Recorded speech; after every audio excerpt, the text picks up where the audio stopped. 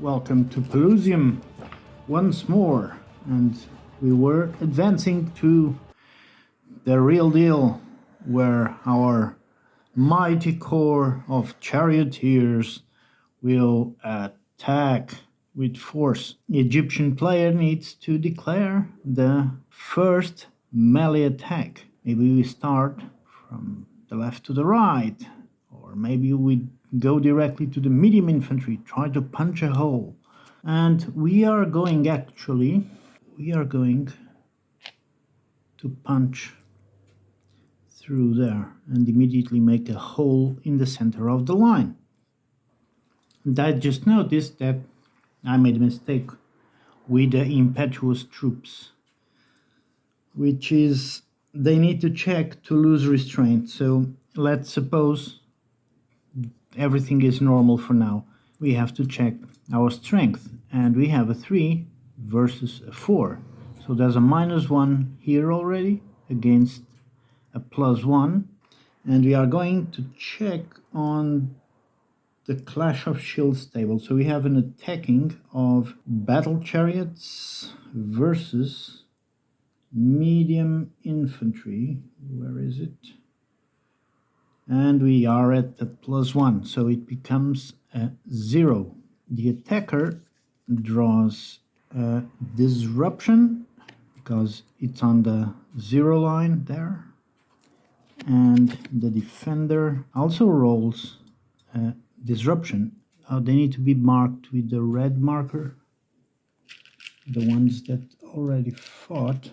We are going to attack with the medium infantry into those battle chariots. We want to eliminate that leader as fast as we can, and we are going to do it right now. I have a good feeling about this. So we have a 4-3, which we know by the Clash of Shields that nullifies each other, so it becomes a 0, but there's a general there with a 1 combat factor, so it becomes a +1 and a -1. So we withdraw for the attacker. We disrupt the enemy unit, and the Egyptians disrupt us. Both units disrupted. It is a good result. I forgot the rules of the cats. How do they affect things? Yeah, they would suffer a -1, but we are not going back. All right, now it's the Egyptians to declare a melee attack. Put the camera on the side, it's easier. So we can now use this battle chariot to attack this medium infantry here. You see? It's a perfect attack. We might punch a hole through there. Put our beautiful markers. I love them. I'm gonna take the 2 cards already before we know. Let's make our accounting. So we have a 3 strength against a 2 strength.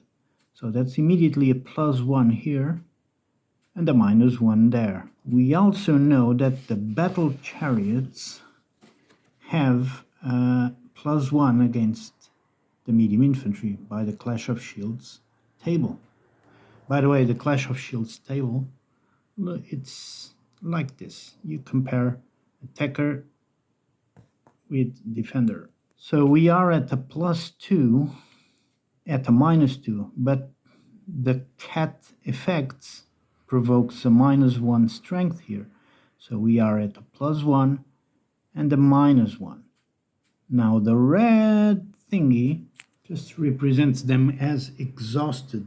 If the defender in a melee is marked with a red activation marker, it's up. So we go up to a +1 and +2, -2. We draw the cards and check our situations. So at the +2, we have a big D. They already disrupted, means they get destroyed. And the defender at the -2 forces the Egyptians to make a morale check, or the result worsens. So at the 0, they become disrupted, and this unit is destroyed. That was a good move. Now we can advance after combat. It is mandatory. It must advance into the vacant area, so pretty much crash through, but it cannot rotate in the area. So it is important that the small d's disruption do not accumulate. In this case, we rolled for a +2 with the big D. The big D means this major disruption that if happens as a result on top of a unit that is already disrupted, the unit gets destroyed. We place our red marker there. Back to the Persians. The Persians see an opening. They are going to engage with their mixed missile. Well, you would think these fellows would be just throwing javelins and stuff, but no. As this is going, maybe they can crash through. So we have to see the strength. We have a 3 against 2, but there's the combat factor of the leader. Becomes a 3, so we have a net 0, but the Egyptians suffer the -1 for the cats. I mean, after this point, I would say that the cats already scurried everywhere and there's no more that penalty, but for now it still keeps on. So we are at a +1, -1, but it becomes a -2 +2 because of the exhaustion. So let's draw our cards. The Persians roll the +2, it's a disruption, but they make a morale test with a -1 modifier. If they fail, they get destroyed, which is a bad thing as a general there. The Egyptians rolled a -2, which is just a normal disruption. Okay, Egyptians make that morale test at a -1 roll. They simply pass. Absolutely no problem. And this unit gets disrupted. Okay, back to the Egyptians. I forgot 2 things, which is when this unit got disrupted, we have to check, make a die roll for the leader loss. If it's a 6, he's dead. He's not. Second result was also a disruption, so we test again. It's a 3. The leader is alive, and well, we have to check the panic levels. Okay, and in this case, the army panic level, it's 20 for each side. We have a tracker, and as soon as a unit is eliminated, the army panic level rises. In this case, the Persians rose by 4. It always counts the strength as a good ordered unit, not when the unit is destroyed. So the panic tracker for our Persian friends stands now at the 4. Okay, back to the battlefield. The Egyptians still have attacks able to be done, so the melee phase is not over. And what we are going to do is we could risk attacking those light archers. Yes, we are going to do that. So let's make our math. We have a 3 against a 3, that's a 0. And our clash of shields says that the light infantry against our light archers, they get a +1. So we have a +1, -1, and they are exhausted, so it's a +2, -2. Let's draw the cards. I love this part. Okay, we drew a +2, which is a disruption, and a 0. And the Persians drew a -2, which is just a disruption. Okay, perfect. Now it's the Persians. And the Persians see an opportunity here because they still have 1 light infantry that in the next turn can be used as reinforcement, and they will attack in this direction. Okay, we have a 3 strength versus a 2, that's a +1. Both Clash of Shields, it's a 0, light infantry versus light infantry. So at the moment we are a +1, and they are exhausted. So it's a +2, -2. Let's draw the cards. Okay, they had a +2, it is a disruption with the +1 on the die roll. And on the Ex Machina card, this one is weird. Let's draw another one. Sorry, let's leave the Ex Machina for another episode. Okay, we have a -2, which is just a normal disruption. And now this, we'll have to make a test at +1, or the result worsens, which means it's a big disruption. As they are already disrupted, they will get destroyed. So at the +1 on the die roll becomes a 3, which is above the army panic. The result worsens and they get destroyed. And this unit advances. And likewise, the Egyptians will suffer a measure of army panic. In this case, it's a 3 increase. We go to our tracker and army loss on a 3. Egyptians now see that this unit punched through, and look what happens. That's why the synergy in the melee combat phase must be coordinated. We know we still have some reserves to be used, but in any case we have a 3 versus a 2, which is a +1, +2 for the exhaustion, and we are attacking from the flank. So that's a +3 -3. Okay, at the +3, it's a disruption with the +1 test, and the -3, it's a disruption, and the test doesn't really mean anything, but the Persians will have to test. At the +3 with the +1, and with the 4, they get destroyed.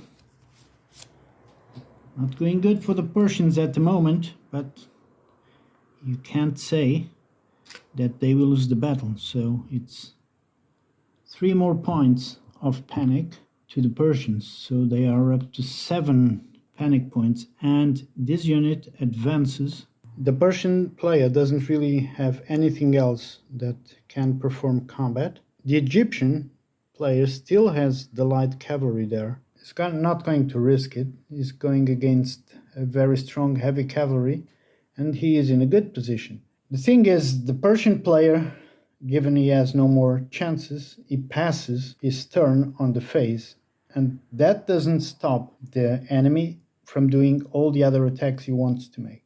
So a passing is not a way of stopping the turn. So the other side makes one more move and that's it. No, it just says, I'm done with all my movements. You can do everything else you want. So that's the melee phase. This is turn 2. And now we have to clean the board and go for the turn end phase. Yet again, I forget the loss of that leader. We're going to check it now. And it's a 3. Nothing happens. All right, end of turn. We can discard event cards. Let's see the random events. We have a reshuffle for the Egyptians, which reads as an end of game check, which if a player draws an end of game symbol on or following the 5th game turn, another card is drawn. So only turn 5 onwards.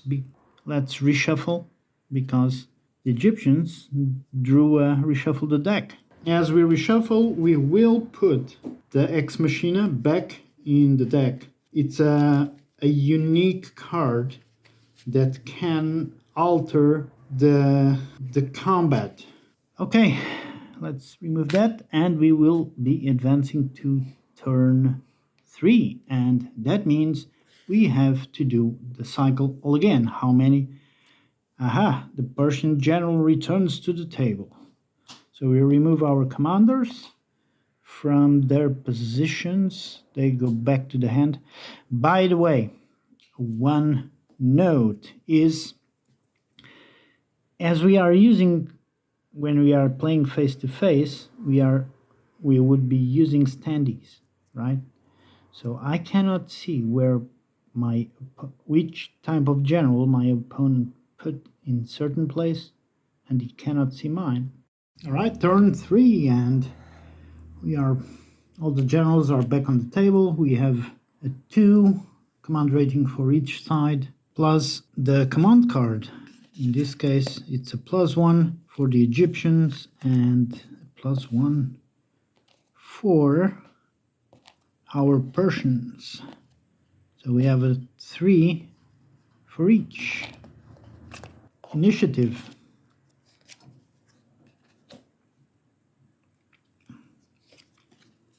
Woohoo! The Persians seize the initiative. The Egyptians don't want to use any action point to seize the initiative, because then they would be very, very limited. We are on to the putting our commanders on the table, and we are going to do first the Persians. Okay, we have decisions to make here, and really crucial ones. And we need to bring that heavy cavalry into the battle, and we are going to replace our commander there. And now given he has 3, can reach every single one of the troops will be placed there. The Egyptians is slightly more complicated. One of the beauties of the game is if you choose to rally, you can't do anything else. So you have to learn and accept that you will have to use disrupted units. I mean, they entered combat, they are not in this pristine formation as they were. We are going to place our commander there. Our second commander will have to bring up all our reserves up.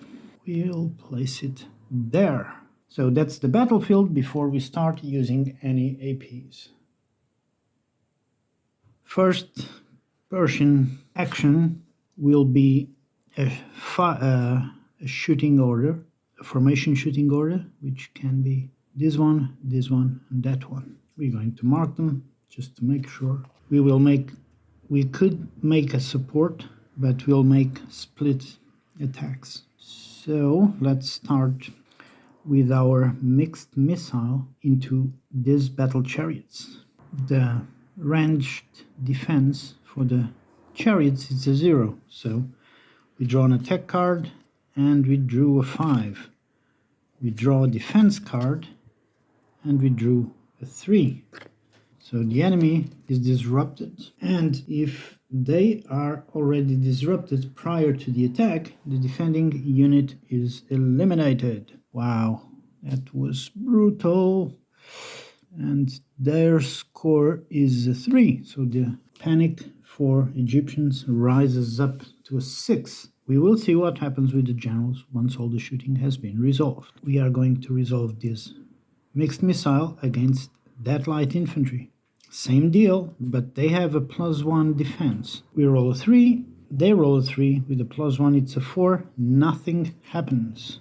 Those light archers are firing at that light infantry, but they have an attack of 2, so they draw 2 cards and select their best score. So we draw a 2 and we draw a 5. We will keep the 5, of course. For the defense, there's a 6 draw. Nothing happens. So that's the first action of the Persians. Let's see what happens with the Egyptian general. Okay, the rule for it's the same as when it gains disruption. We draw a card and see if it is eliminated. Oh, we draw a 6.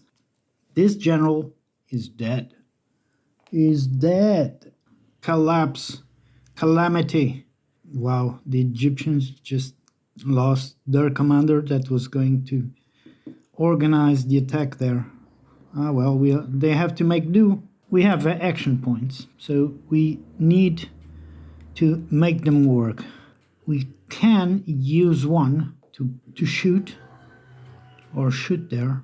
Actually, that's what we're going to do, because he's an isolated unit, so we are going to fire. We have a 1 and they have a defense of 0, so we draw 4. They draw a 1. That unit gets eliminated, so that's 4 more points. They are over half their panic level. Now we have to see what happens to the general, and he draws a 2. He's alive and well, and that unit is marked with red. The Persians are seeing the tide change. Now, we already used our troops to shoot, but we still can order. Oh, we cannot because it's 3, 1, 2, 3. We cannot go through enemies, so this one is isolated, but we can still order a movement for that light infantry. We are going to spend 1 action point ordering a formation move to there. Persians done, back to the Egyptians. The situation doesn't really look good for the Egyptians, but they still have a very strong reserve and we need to put it to work. Sending them forward just like that might do it. I was also thinking of going through that gap, but we have the heavy cavalry there.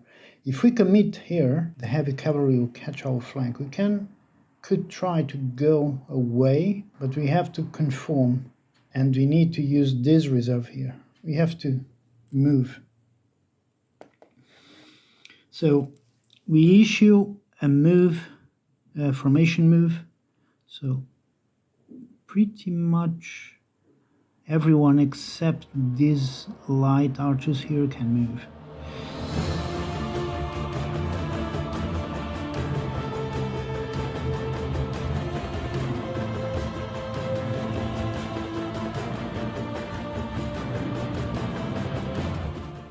Okay, so the idea being to correctly try to punch through there and diverted some light infantry to try and delay that heavy cavalry as much as we could. Okay, back to the Persians. It's their last activation point. Persians are definitely going to use it on this general. It's going to move that cavalry forward to engage and destroy that infantry. This one will spend 1 to rotate, and they cannot charge. The charge has to be straight away. Maybe, yeah. No, we are not going to rotate. We are going to move forward. And the light archers can also move forward. 1, they can rotate, and 2. And they can probably fight hand to hand. Okay, that was the last of the APs from the Persians. Okay, the Egyptians gonna try to rally that light cavalry there, but given he is isolated, he will have to make a roll. The army morale level is still at 2, and it passes the rally. So we are done here. All the activations have been done, so now we clear the field of all the markers. Okay, prior to the melee phase, this is the situation in the battlefield. So how would you approach this? What is your expectations? Do you want the Persians to? Because it's a bit broken, and like in any battle from this shield and board and javelin era, everything starts to get a bit confused and broken, and command structure breaks. Commands were given to the troops before the battle, and eventually there were some attempts to retain control during the battle, but I think the system simulates that pretty well. We have some units there that at the moment they are pretty exhausted. Now on this side we will see the heavy cavalry taking the toll there, but will they buy enough time to delay? Well, we will see the melee resolution on the next phase. I was checking what cards each side has on their hand, and there might be an application at least of 1 or 2 during the melee phase, but we will see that in the next episode. So cheers and stand by.